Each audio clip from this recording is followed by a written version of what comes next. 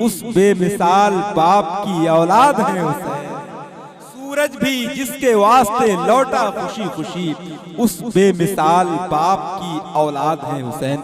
हज़रात, जिस खानदान का जिक्र हो रहा है अल्हम्दुलिल्लाह रब्बिल आलमीन, उसी खानदान के शहजादगान की जलवागरी है। इन मखदूम ज़ादों के करीब रहें। बिल्कुल ये याद रखें कि अब दुआओं की मकबूलियत का वक्त करीब से करीब तर है। अल्लाह की रहमतों की बारिश आप पर हो रही है।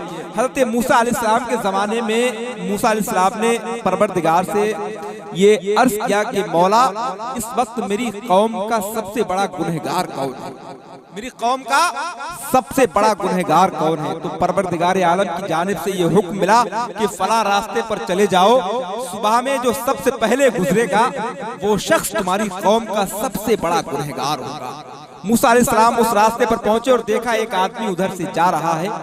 तो मूसा अलैहिस्सलाम वापस चले आए और देखा कि ये मेरी कौम का सबसे बड़ा गुनहगार में जो उस रास्ते से गुजरेगा वो तुम्हारी कौम का सबसे नेक इंसान होगा। तुम्हारी कौम का सबसे नेक इंसान उस रास्ते पर आखिर में गुजरेगा। मूसा अलैहिस्सलाम शाम में गए तो उनकी हैरत की इंतहा ना रही कि जो इंसान सुबह देखा था इधर से जा रहा है, वही शख्स शाम को उधर से आ रहा है। सोचने लगे कि मौला, एक दिन में इतना बड़ा इनकलाब कैसे आ गया? जो शख्स सुबह में कौम का सबसे बड़ा गुनहगार था वो शाम को सबसे बड़ा नेक कैसे हो गया? सवाल क्या कि परवरदिगार, ये चेंजिंग, ये बदलाव, ये तब्दीली कैसे हो गई? तो परवरदिगार आलम की बारगाह से जवाब मिलता है कि मौला, जब ये सुबह जंगल की तरफ जा रहा था, अपने बच्चे को साथ लेकर गया, तो इसने जंगल में जाकर कहा कि बेटा, ये जंगल है, जंगल बहुत बड़ा है। तो बच्चे ने पूछा कि ऐ मेरे बाप, क्या जंगल से बड़ी कोई चीज है? तो उस गरीब बाप ने जवाब दिया कि बेटा, जंगल बहुत बड़ा है लेकिन पहाड़ जंगल से भी बड़े हैं। बच्चा थोड़ा चुलबुला था, उसने कहा मेरे बाप, पहाड़ तो बहुत बड़ा है, क्या पहाड़ से बड़ी भी कोई चीज परवरदिगार ने बनाई है? तो वो बाप जवाब देता है कि हाँ मेरे बेटे, ये पहाड़ बहुत बड़ा है, लेकिन इन पहाड़ों से बड़े आसमान परवरदिगार आलम ने बनाए हैं। तो बच्चा फिर सवाल करता है कि ऐ मेरे बाप, क्या आसमानों से बड़ी भी कोई चीज है?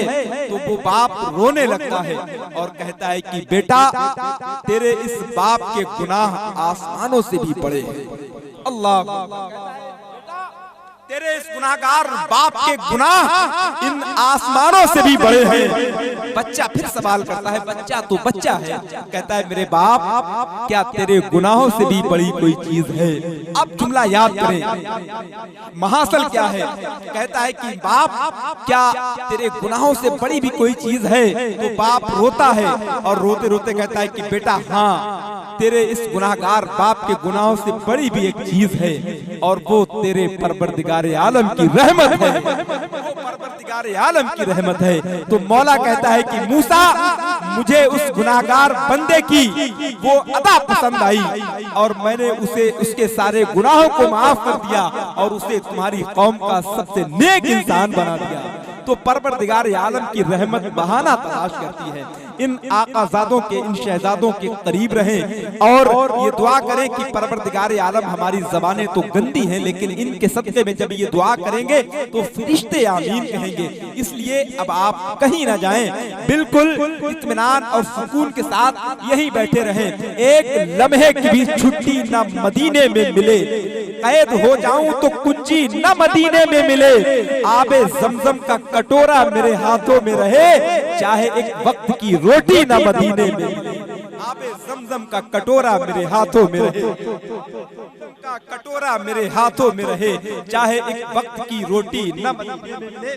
आज के इस नातिया मुशायरे के आखिरी शायर के तौर पर बारगाहे सरकार सैयदे सालार का वो दरबारी शायर जिसे मोहतरम शान आलम मसूदी कहा जाता है, बस उनका ऐलान करने के लिए मैं चाहता हूं कि जनाबे डॉक्टर संजर कलकत्तवी के साथ कलकत्ता की सरजमीन से मेरे भाई मोहतरम नकीब सुन्नत जनाबे वारिस अली तशरीफ लाए हैं। मैं चाहता हूं कि आज की इस महफिल में वो सरे शाम से बैठे, उनकी बस शिरकत हो जाए।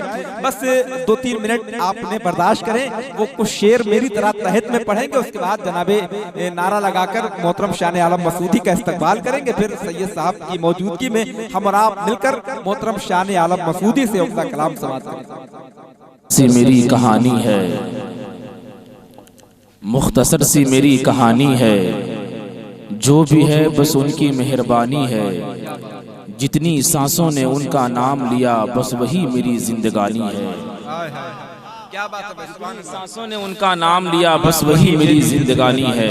जिनको जो दुरूद पाक याद है बाबा से बुलंद पढ़ें अल्लाहुम्मा सल्ली अला सय्यिदिना मौलाना मुहम्मदुन बारिक वसल्लम सल्लल्लाहु अलैहि या रसूलुल्लाह सल्लल्लाहु तआला अलैहि वसल्लम। मोहतरम हज़रात, मैं शुक्रगुजार हूँ नक़ीब अहले सुन्नत नाज़िश इल्म व फ़न हज़रत इज़हार शाह जहाँपुरी का कि इन्होंने ना जाने कितने ऐसे लोगों को जिनके पास तरन्नुम नहीं है उनको नबी के महफिल में नबी की नात पढ़ने के लायक बनाया है। उनके मकतब में मैं भी उनके मकतब की सीढ़ियां चढ़ता हुआ मैं यहाँ हाजिर आया हूँ। दुआ करता हूँ परवरदिगार आलम मेरी इस हाजिरी को अपनी बारगाह में कबूल फरमाए। मैं तेजी के साथ चंद मिसरे पढ़ता हूँ। मैं बस ये इसलिए से माइक पे आया हूँ कि नबी के जिक्र करने वालों में मेरा भी नाम शुमार हो जाए। शायर कहता है कि इश्क़े शहे उमम के तलबगार आए हैं। क्या बात है, इश्क़े शहे वो कि मुझे 2 या 3 मिनट मिला के 5 मिनट होते हैं। इंशाअल्लाह मैं कोशिश करूंगा कि 4 मिनट में ही अपना काम तमाम कर दूं। मैं बिल्कुल आपकी मौजूदगी का मुझे एहसास, ये उलमाए कराम ये शोरा इस्लाम जब माइक पे आते थे सुभान अल्लाह की आवाज़ें बुलंद करने के लिए आपको जब कहा जाता था किस नीयत से मैं आपको बताऊं। कलकत्ते शहर में मैं रहता हूं। कलकत्ता शहर एक ऐसा शहर है कि जिसकी तारीख आप सबको पता है। वहाँ पे जब भी कोई छोटा सा प्रोग्राम भी अगर करना हो तो हम लोगों को थाने से परमिशन लेनी पड़ती है। ये वक्त हिंदुस्तान का आ गया है और हिंदुस्तान के जो हालात हैं आपकी नज़रों के सामने हैं, तो हम ये नहीं चाहते कि वो दिन भी आए कि जब हमें सुभान अल्लाह बोलने के लिए भी परमिशन लेने की जरूरत पड़ेगी। इसलिए मुसलमानों, आप अपना स्टेटस अपनी पहचान जो आपके पूर्वजों ने आपको दी है उसको आप बरकरार रखें। इसलिए कभी कभी गाहे बगाहे जो बात समझ में आ जाए तो बुलंद आवाज से सुभान अल्लाह का जिक्र किया करें। एक बार मोहब्बतों के साथ कह दें या रसूल अल्लाह। जिनके पास अल्लाह ने दोनों हाथ सलामत दिए हैं वो उठा के कह दें या रसूल अल्लाह। शायर कहता है कि इश्क़े शहे उमम के तलबगार आए हैं। क्या बात है, महफिल में मुस्तफा के वफादार आए हैं। इश्क़े शहे उमम के तलबगार आए हैं। महफिल में मुस्तफा के वफादार आए हैं। और ए चांद तारो हुस्न की खैरात मांग लो, भी आमना की गोद में सरकार आए हैं। ए चांद तारो हुस्न की खैरात मांग लो, भी आमना की गोद में सरकार आए। सुभान अल्लाह। हुस्न की खैरात मांग लो, भी आमना की गोद में सरकार आए हैं। जरूरी नहीं है कि मजमा जब 10,000 का हो तब कामयाब होता है, मजमा जब 5,000 का हो तभी कामयाब होता है। शायर कहता है कि ये फकत अजमतों किरदार के ढब होते हैं। जंग के फैसले तलवार से कब होते हैं। सिर्फ तादाद पे मौकूफ नहीं फतह मुबीन, करबला वाले हो तो 72 भी गजब होते। क्या बात है, क्या बात है। करबला वाले हो तो 72 भी गजब होते हैं। सिर्फ उसे दे दो लश्कर जिसे लश्कर की जरूरत है।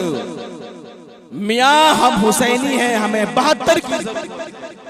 मियाँ हम हुसैनी हैं हमें 72 की जरूरत है। 4 मिसरे सुने।